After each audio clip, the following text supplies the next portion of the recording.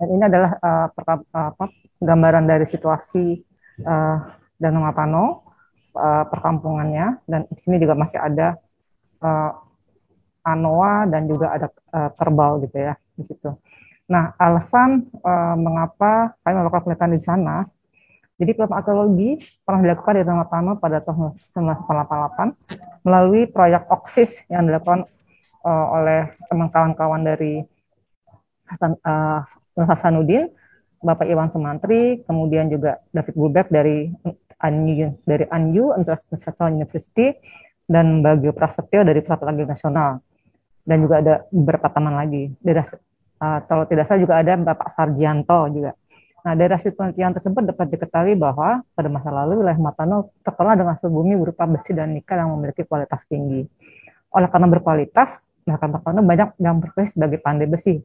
Buktinya adalah banyak batu ardi yang ditemukan berupa palu, landasan pukul, tombak, parang, topi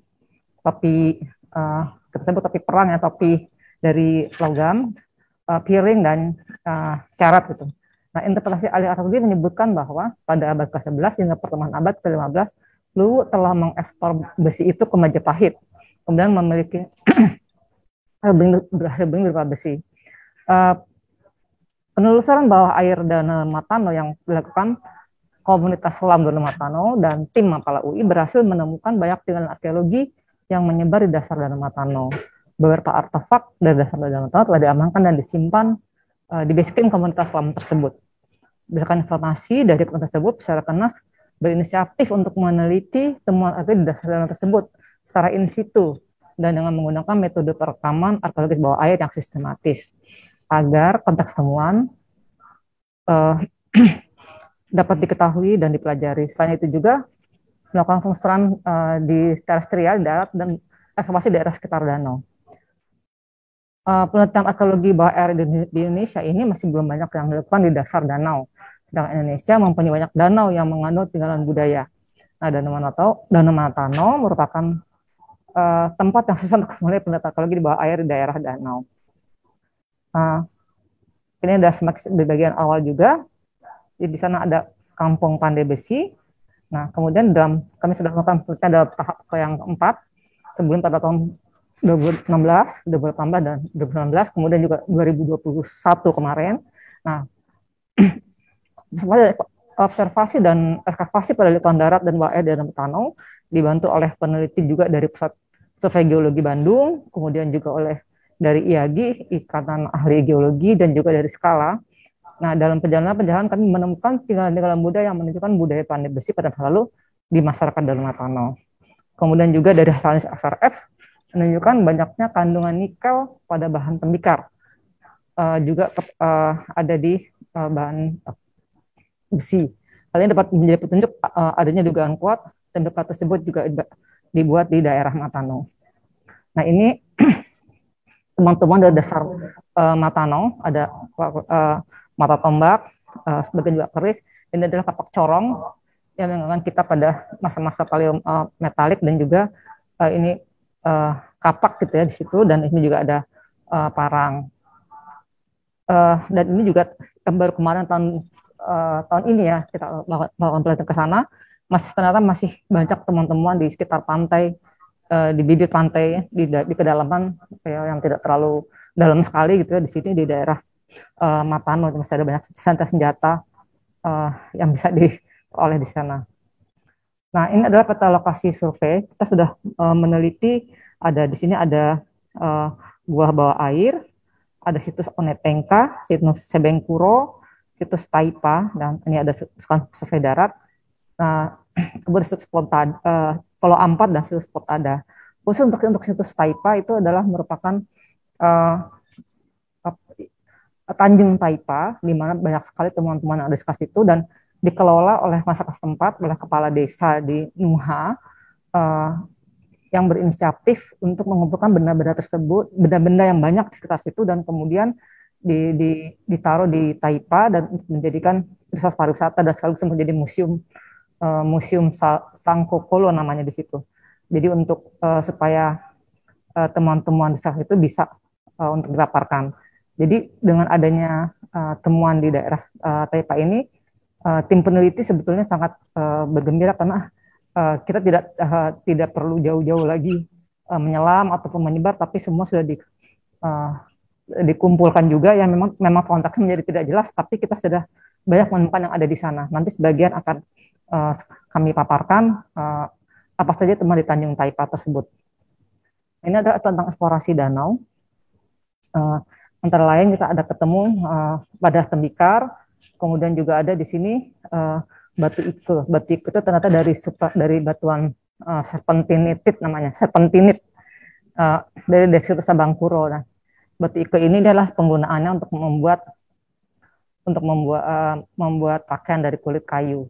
Nah, batu ike ini adalah temuan yang kedua. Sebelumnya kami sudah menemukan juga di daerah Pulau Ampat. Nah, ini adalah pengukuran jarak ya.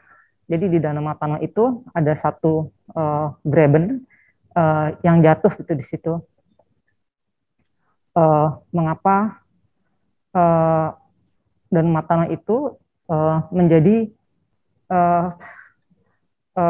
ada ikon gitu ya, karena menjadi satu situs pandai besi yang hilang gitu di situ. Dan ternyata di sini ada satu yang graben yang jatuh di situ, dan itu sudah kita mencoba untuk turun dengan patahan berjarak 5 meter dan tebal 30 sampai 60 cm. Dan ini adalah gambaran dari sesar Matano. Nah, situs-situs Matano terletak di ujung daerah sini sampai di sini. Nah, jadi secara tidak langsung temuan apabila sesar aktif itu bergerak, ini juga ikut bergerak juga di situ. Kemudian di sini juga ada benteng-benteng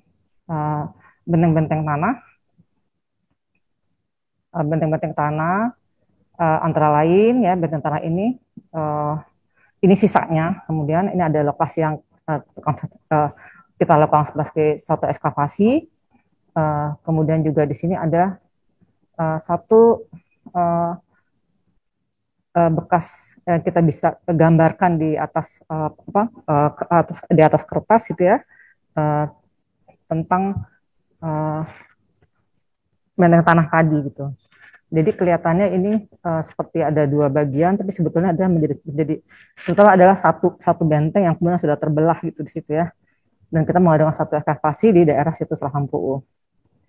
Nah, ini gambaran benteng lagi juga di situs Pontanoa Bangka dan daerah Sukoio gitu di situ. Jadi di sini menunjukkan adanya situs-situs perkampungan dari pandai besi yang dibatasi oleh yang menghadap ke danau, kemudian ada tanggul-tanggul yang merupakan satu benteng tanah tadi yang juga ada bukitnya di situ. Jadi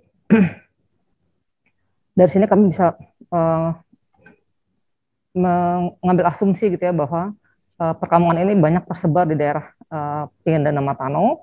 Kemudian dan di sini juga ketemu slag besi yang banyak sekali gitu ya, juga di daerah Matano. Dan bahkan mereka mengatakan bahwa untuk berjalan di daerah pantai sini nih, tepian Danau Matano ini itu sangat tajam gitu ya, karena saking banyaknya slag yang ada di sana. Dan di sinilah ketemu juga ada tembikar-tembikar, batu rijang, dan juga slag besi sebagai sisa pembakaran di tepian Danau Matano.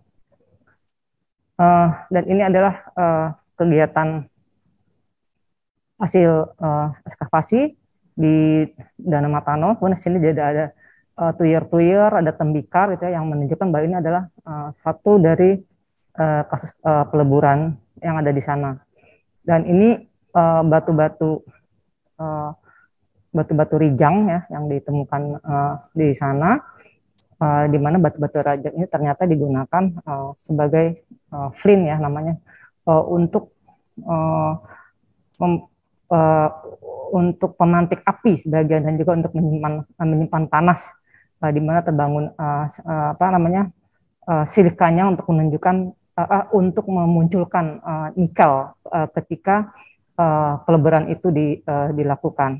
Nah, hasil penelitian geologi yang ada di sana, memang di sana ada wilayah-wilayah yang menunjukkan adanya satu area-area yang mengandung biji besi.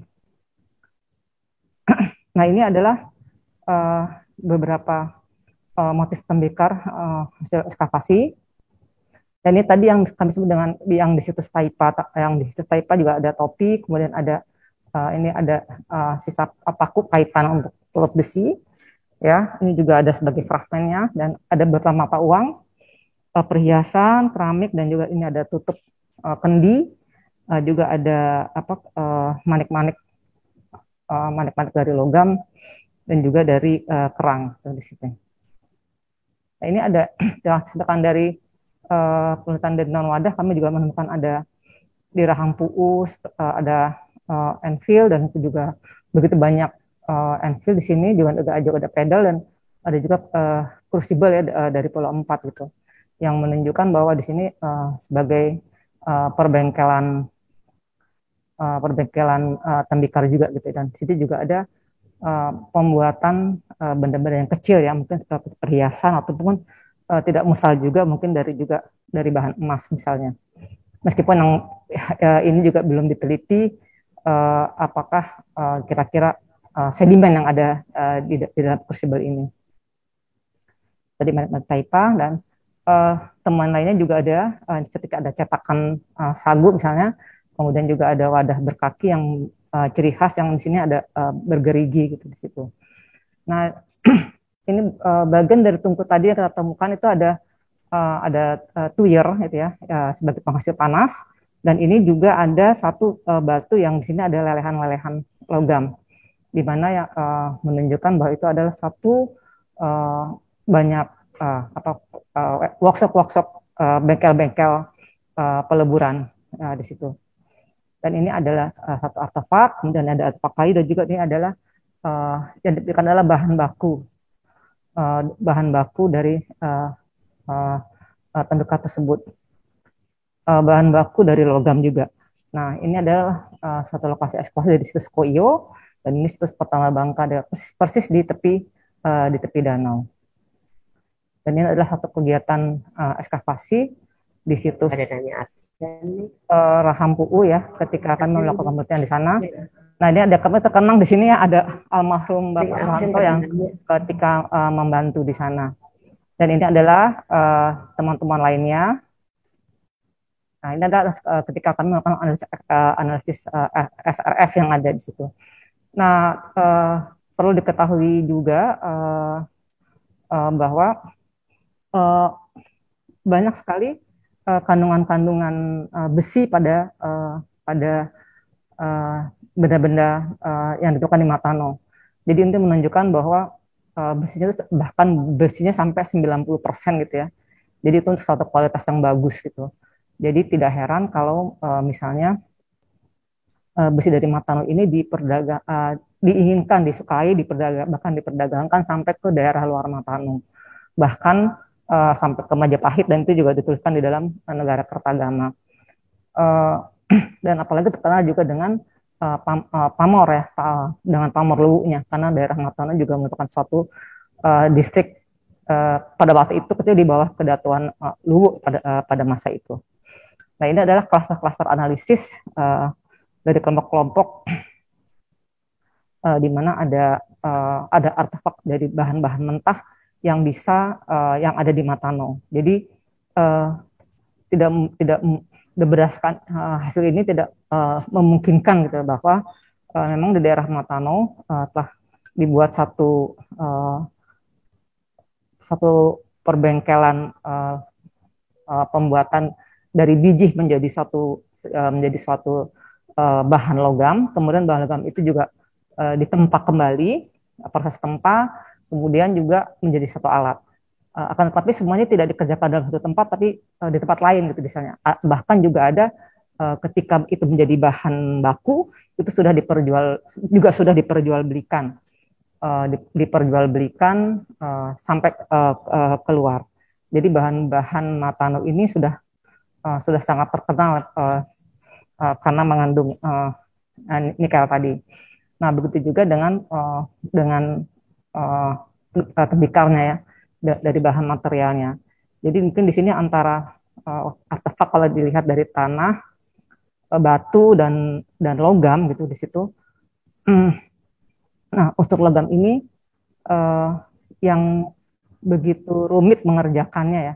Dalam arti kata karena harus diolah kembali, kemudian ada proses pemanasan, ada annoying, proses smelting, kemudian juga proses berikutnya ada proses penempaan kembali gitu di situ. Jadi mungkin satu pekerjaan yang panjang ini cenderung tanda kutip rumit, tidak sesimpel misalnya dari alat batu yang dibuat itu lalu sudah bisa digunakan gitu ya, yang membuat ini menjadi suatu katakanlah suatu yang menguasai logam itu berarti ada suatu masalah yang sudah maju gitu, itu tidak uh, rasanya wajar kalau seperti itu diterapkan gitu ya untuk satu budaya dimanapun yang menguasai logam.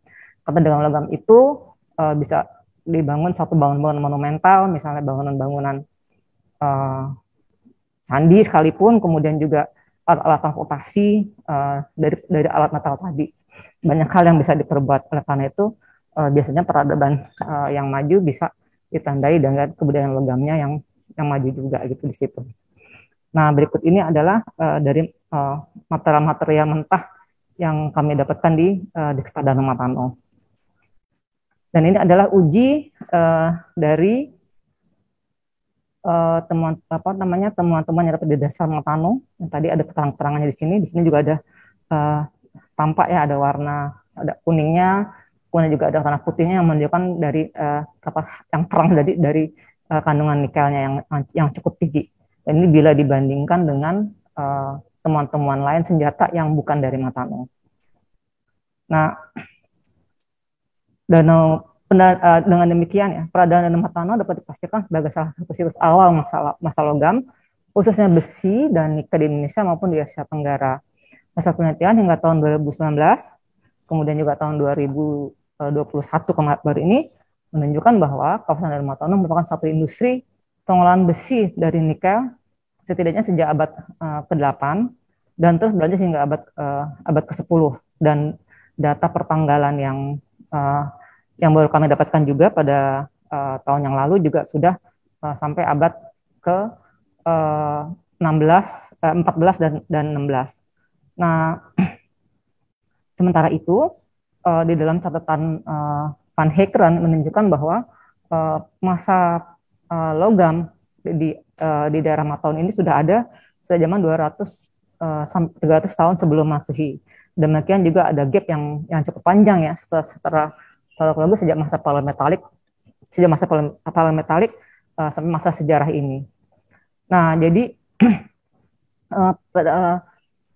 gap itulah yang tambahan yang sedang kami telusuri gitu di situ untuk melihat bagaimana awal dari budaya logam yang ada di sana, karena dari temuan-temuan dari hasil ekskavasi yang tidak terlalu dalam gitu ya, memang sebetulnya kalau dilihat dari temuan-temuan tanah di danau di daerah yang mengandung besi itu tidak jauh, banyak para ahli meteorologi yang menyatakan bahwa biasanya juga tidak jauh di permukaan gitu ya, dan tidak jauh-jauh, tidak dalam-dalam di dalam tidak masuk ke dalam tanah yang terlalu dalam gitu, sehingga kita menggali berapa itu pun sudah ketemu kandungan besi tersebut gitu. Jadi begitu kayaknya gitu ya, begitu kayaknya daerah Matano ini dengan kandungan besi dan nikel ini.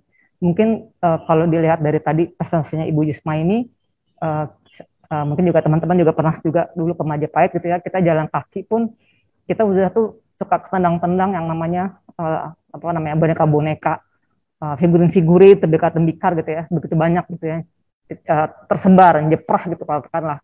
Nah itu juga mungkin itu juga yang terjadi di Matano dari segi bahan-bahannya gitu.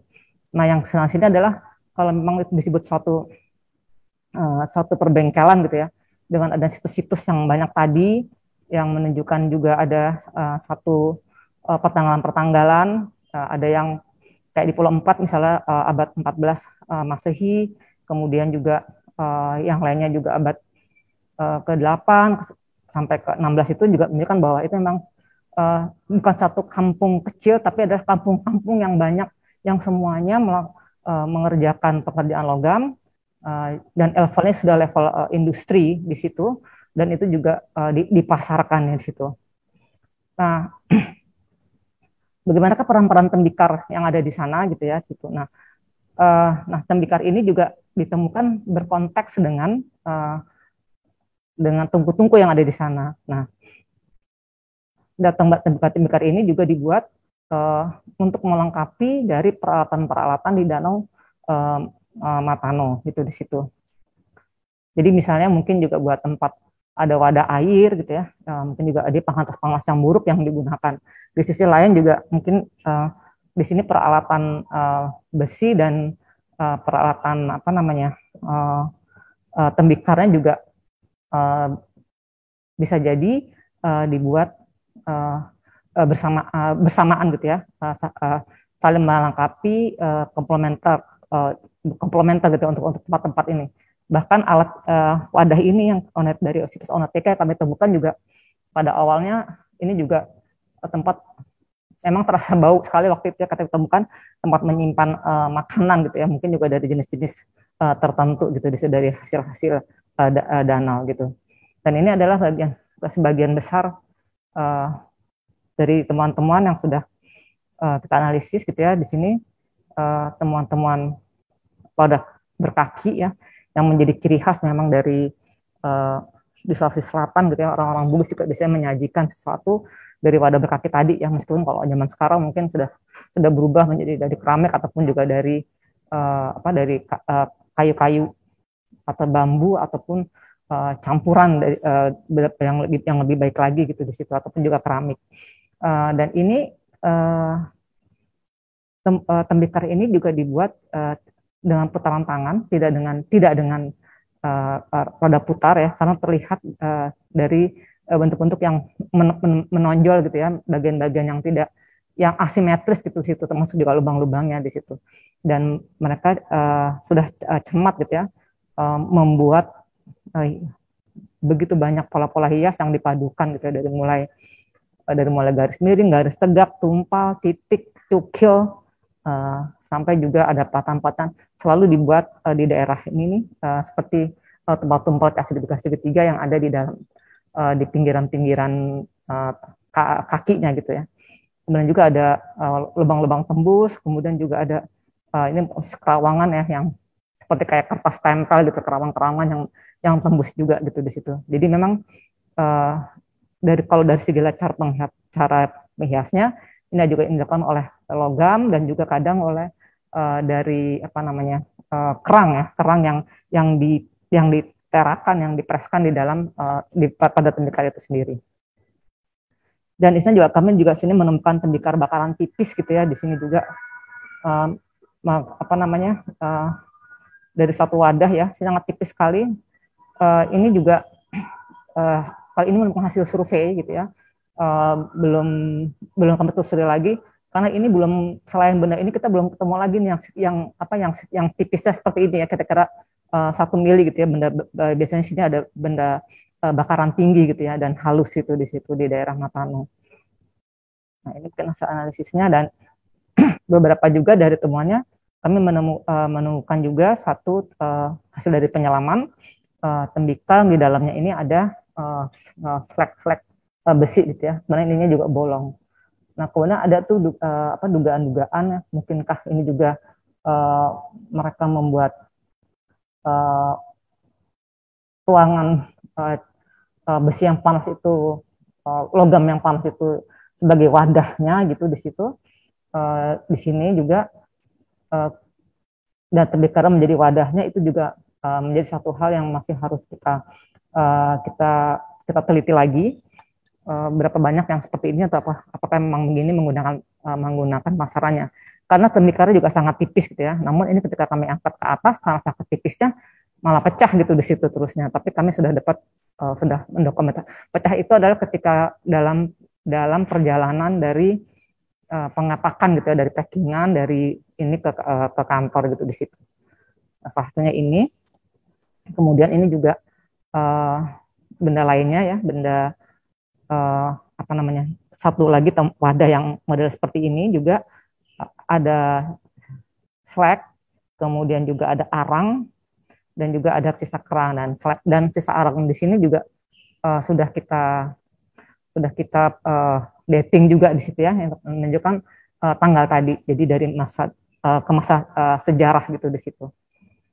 Nah, ini tadi adalah bagian dari flag tadi. Jadi pada awalnya ketika kami ketemu flags tadi ya, mengira bahwa ini adalah satu alat batu tertentu, tapi ternyata setelah melakukan apa namanya kita survei gitu ya, ternyata ini masih adalah untuk membuat flint ya, membuat batu api. Nah, mungkin Bapak ini sekarang juga sudah tidak ada lagi, sudah berpulang gitu ya, mungkin. Jadi sudah jarang juga orang yang melakukan pembuatan api dari flag ini, batu ini. Tapi batu ini juga begitu banyak ditemukan dalam konteks tembikar dan di dalam tungku. Jadi ketika itu pertanyaan adalah kira-kira flag sebanyak ini itu untuk apa digunakan di dalam itu. Jadi ini bermacam-macam warnanya, ada yang hijau, ada yang hitam, ada yang merah ya, batu hancur ini.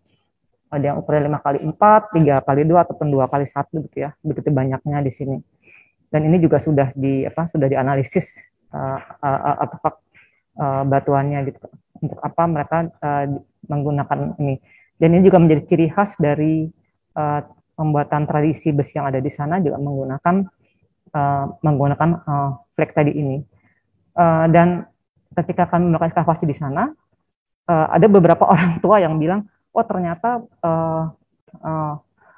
benar kata orang tua kami gitu ya, kata kakek nenek kami, bahwa dulu kami tuh di sini buat besi.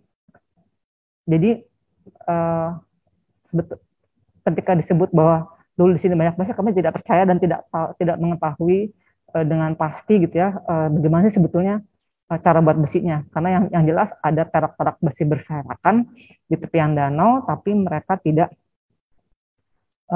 sebagian besar gitu ya, dari kesimpulan kami tidak begitu paham gitu ya, bagaimana perak besi ini ada dari hasil wawancara itu, sehingga kami berasumsi juga memang ada sesuatu yang putus dan hilang di situ.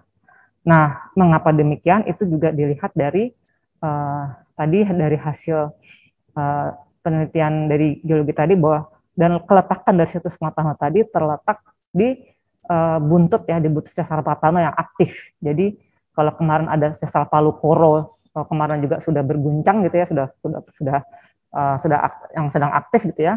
Dan itu nyambung ke sesar Matano. Kemudian sesar Matano menyambung ke sesar Sorong gitu di Papua, dan ini semuanya aktif.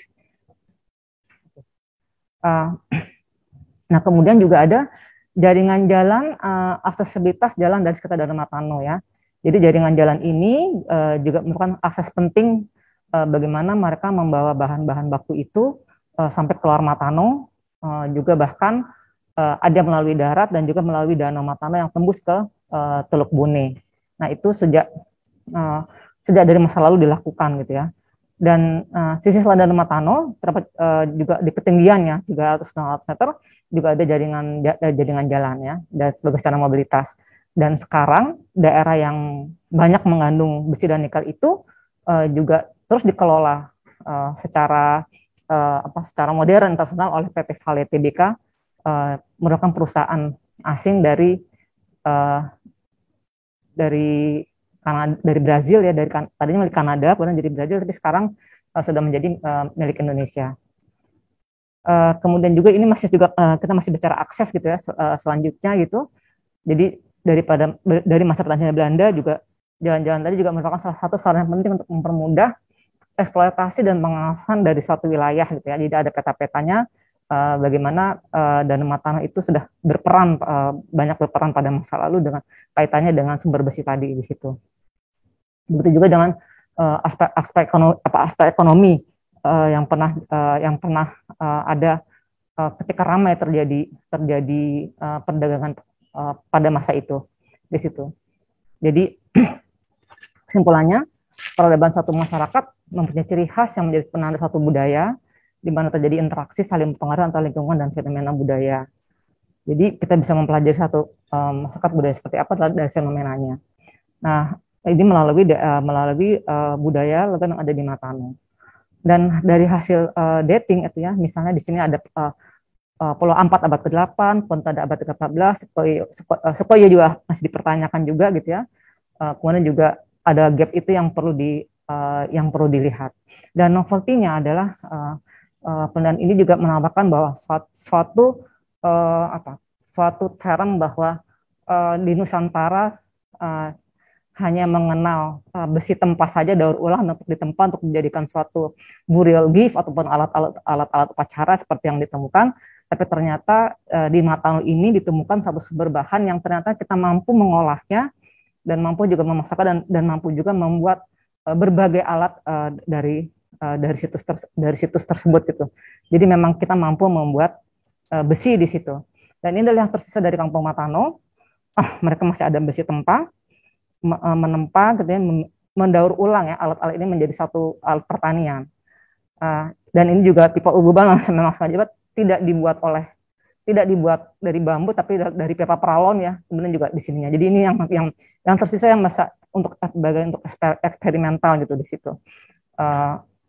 Nah ini juga ini disebutnya Tondaho yang tadi ya. Nah ini kami perbandingan dengan daerah Jawa Barat. Kami sempat juga melihat ada satu perbandingan. Ini adalah tembikar yang di sini juga adalah perbengkelan logam yang ada. Tapi di sini sudah modern gitu ya dengan menggunakan blower gitu ya, tidak menggunakan pipa uguban lagi untuk membuat peralatannya. Mungkin di situ. Ya, terima kasih. Jadi paling tidak dari temuan Matano ini sudah menunjukkan bahwa di Nusantara juga pernah ada satu peradaban besi yang memang patut diperhitungkan di dalam dunia Asia Tenggara. Nah, ini adalah hasil-hasil publikasi kami dan juga berupa peradaban dan juga bahkan video-video yang pernah kami buat untuk menginformasikan hasil penelitian kami kepada siswa-siswa di sekolah bawah masyarakat luas di daerah Matano. Demikian yang bisa kami sampaikan. Terima kasih kepada Pak Haryadi. Kami kembalikan. Assalamualaikum warahmatullahi wabarakatuh.